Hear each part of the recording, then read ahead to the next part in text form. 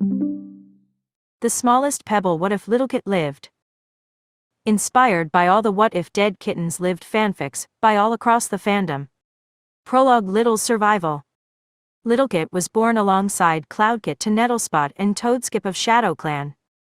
She was born too small and frail, and nearly died only seconds after her birth as she came out wrong, and had lots trouble breathing.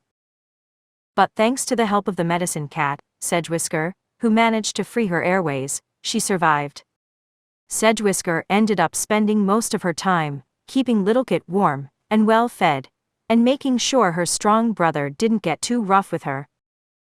Eventually, after 2 hours, Littlekit grew strong enough to not need constant protection anymore. She slowly started to develop strength.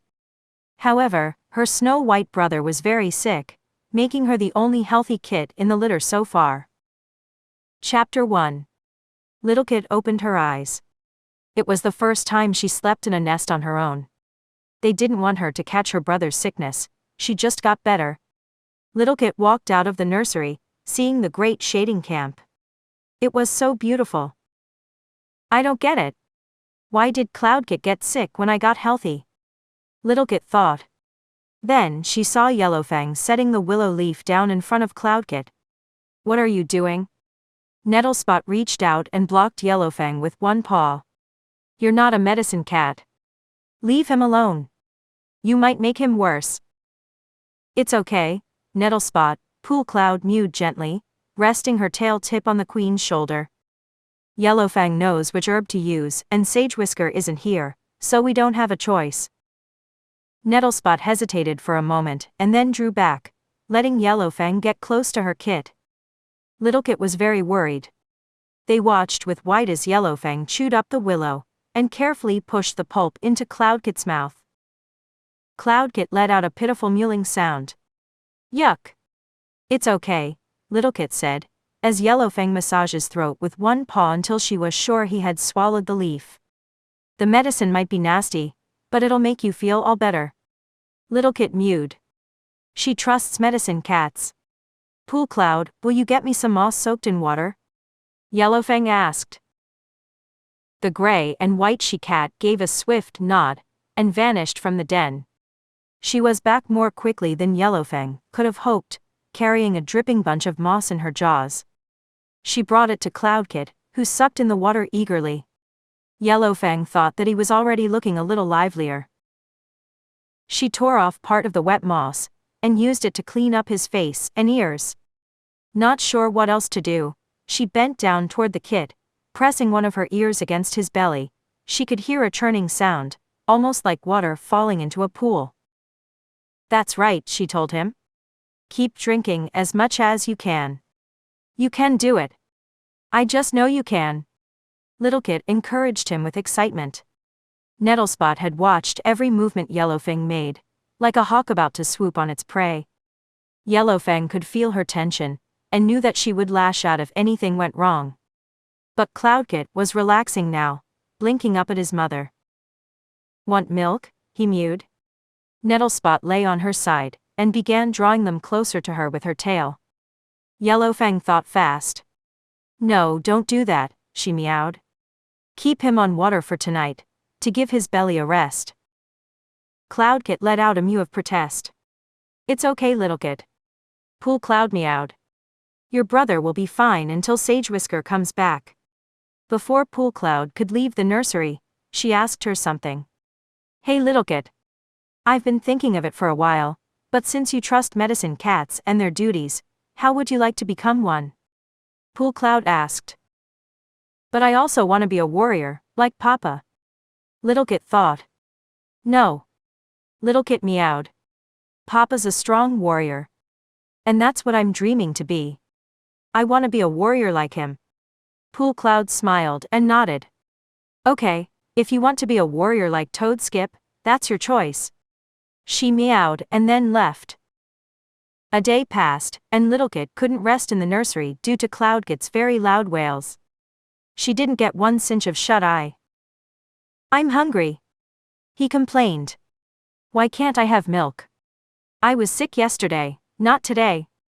Littlekit looked at him, half sympathetic and half annoyed. He's much better, Nettlespot meowed, with a nod to Yellowfang. Her eyes glowed as she gazed at her active kit. Suddenly, the light from the entrance to the nursery was cut off, and Sage Whisker was looking in. "What's this I hear about Cloudkit?"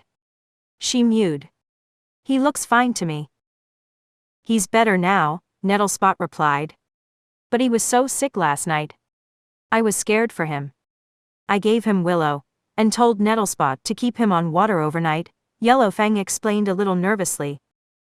"And I'm hungry," Cloudkit repeated. "Can't you ever be patient?" Littlekit thought. Sage Whisker let out a soft meow of sympathy. "Let him feed for a short while," she instructed Nettlespot. But Yellowfang was right to only allow him to have water until his belly had settled. After Sage Whisker had examined Cloudkit and left him peacefully suckling, Littlekit decided to join, as she slowly drifts to sleep.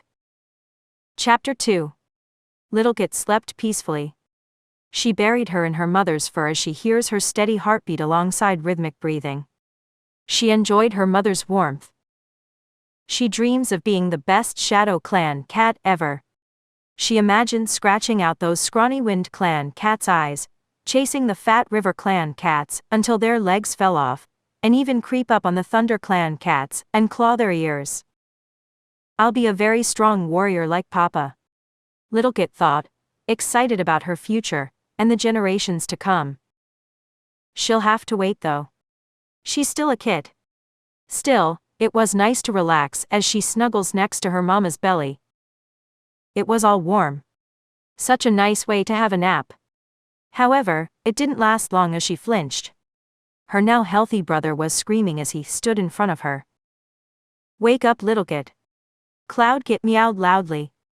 Littlekit then woke up, a bit groggy from her nap. "He didn't have to wake me like that," Littlekit thought, tired as she wakes up from her nap. She stretched herself up and sees her brother in front of her. "Come on, sis, don't be a grouchy badger. Let's play." Cloudkit mews as he bounced around. "You'll be the mouse and I'll be the warrior." "Okay then," Littlekit agreed, right after yawning.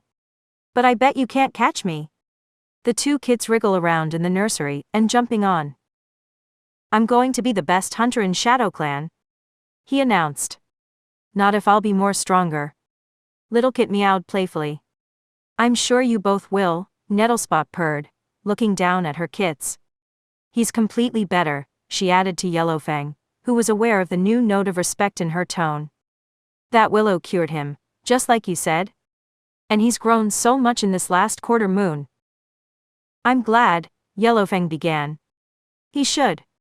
She broke off at the sound of yowls from the camp entrance. At the same moment a wave of pain flooded over her, sharp stabbing wounds, as well as the dull ache of scratches. "What's that?" Nettlespot yelped, sitting up in alarm, and drawing Cloudkit close to her with her tail. Littlekit started to get really scared. "What's happening? Rats? Dogs? Other clan cats attacking the camp?" Littlekit thought anxiously. She was very, very scared. Who knows what bad things can happen at this moment? Sage Whisker had just appeared from her own den. Side by side she and Yellowfang bounded across the camp to meet the returning cats. The she-cat left, blood rushing in her ears. Littlekit felt scared. She never seen an event like this happen in her life, until now. There's gonna be a lot of tense as she grows. Still, she knows that she'll be the most bravest warrior Shadow Clan has ever seen. And whatever comes next, she and Cloudkit will face them together. Chapter 3. Littlekit, Cedar Star said. "It's her and Cloudkit's apprentice ceremony. You two have reached the age of 6 moons, and it is time for you to be apprenticed. From this day on, until you receive your warrior name, you will be known as Littlepaw. Your mentor will be Nutwhisker. I hope Nutwhisker will pass down all he/she knows on to you." Cedar Star then looks at Nutwhisker. "Nutwhisker, you are ready to take on an apprentice. You have received excellent training from Amberleaf, and you have shown yourself to be loyal and strong. You will be the mentor of Littlepaw, and I expect you to pass on all you know to Littlepaw." All the clanmates cheered. Cloudpaw. Little Paw. Cloudpaw. Little Paw. So I'm Nutwhisker's apprentice, huh? I guess it doesn't matter what mentor I take, as long as I'll be a loyal warrior to my clan. Little Paw thought. Don't worry. I see your trust in medicine cats and your admire of warriors. I will guide you, and I promise you that you and your brother will be destined for greatness. Nutwhisker meowed before they both touched noses. Little Paw knew that this would be the beginning of her journey to accomplish her dream. Yellowfang bent over the two apprentices. At first she couldn't see anything wrong with him, so she carefully let go of her control so that she could feel his pain. Little Paw, who woke up after being knocked out, has bruises all over her. She looks at Cloudpaw. His belly had been slashed open. The grass underneath him was scarlet from his blood. Little Paw let it out a very quiet sob. Cloudpaw, please, wake up. I can't lose you. Is he dead? Rowanberry whispered. Yellowfang shook her head. She had already spotted the faint rise and fall of Cloudpaw's chest. Forcing herself to block off the pain again, she turned to the other cats. Wolfstep, run back to camp and warn Sagewhisker. Blizzardwing, find me some cobwebs, try under those bushes. I have to stop the bleeding before we can move him. I'll carry him, Raggedpelt mewed hoarsely. Littlepaw got up as she followed the patrol. The two newest apprentices, Nightpaw and Clawpaw, watched in alarm as Raggedpelt and Littlepaw progressed slowly across the clearing, until their mentors, Foxheart and Crowtail, came up and swept them away. At last Raggedpelt and Littlepaw reached the medicine cat's den, and laid Cloudpaw gently down on a bed of moss. Sagewhisker flicked him with her tail as he tried to settle down beside his apprentice. No, Raggedpelt, she mewed. You've done all you can. It's time to let us take over. Raggedpelt looked as if he was about to argue, then rose to his paws in silence. With one last look at Cloudpaw he left the den, his head and tail drooping. The two newest apprentices, Nightpaw and Clawpaw, watched in alarm as Raggedpelt progressed slowly across the clearing, until their mentors, Foxheart and Crowtail, came up and swept them away. At last Raggedpelt reached the medicine cat's den, and laid Cloudpaw gently down on a bed of moss. Sagewhisker flicked him with her tail as he tried to settle down beside his apprentice. No, Raggedpelt, she mewed. You've done all you can. It's time to let us take over. And Littlepaw, you need to wait in the apprentice den. We'll let you know if your brother's okay.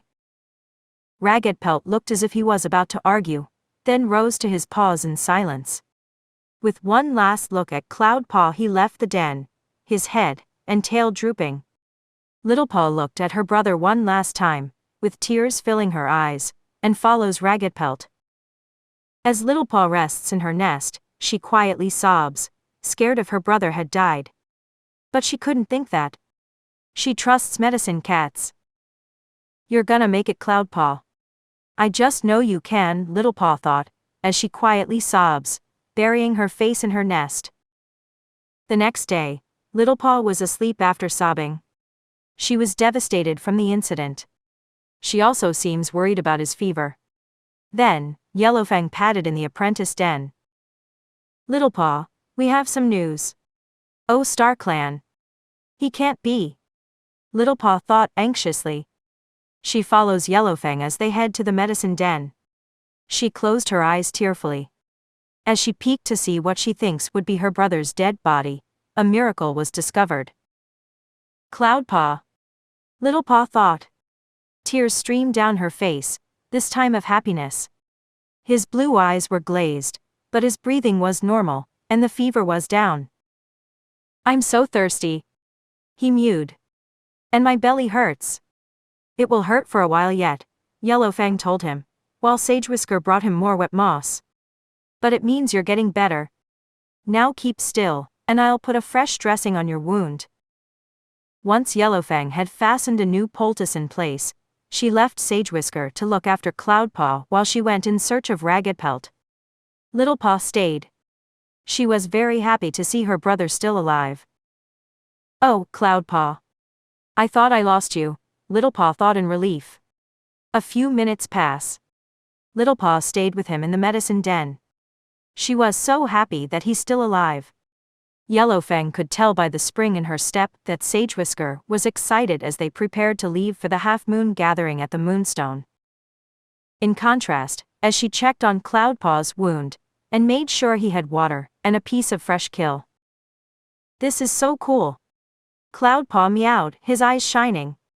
We'll finish our apprenticeships at the same time, Littlepaw.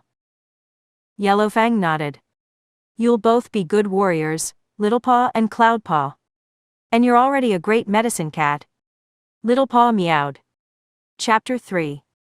From this moment on you will be known as Cloudpelt. Star Clan honors your loyalty, and we welcome you as a full warrior of Shadow Clan. Cedar Star announced. And now I call upon my warrior ancestors to look down on this apprentice.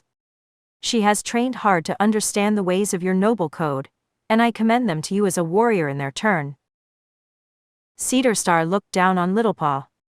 Littlepaw, do you promise to uphold the warrior code, and to protect and defend your clan, even at the cost of your life? Littlepaw was excited. I do. Then by the powers of Star Clan, I give you your warrior name. Littlepaw, from this moment on you will be known as Little Pebble.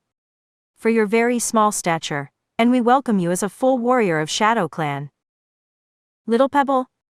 That sounds unfair. Couldn't they just give me a better name than that?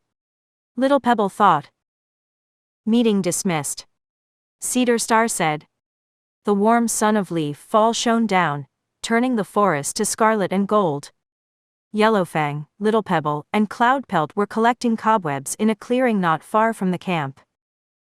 The current apprentices, Nightpaw, Clawpaw, Blackpaw, Flintpaw, and Fernpaw, rushed past and plunged into the undergrowth on the opposite side.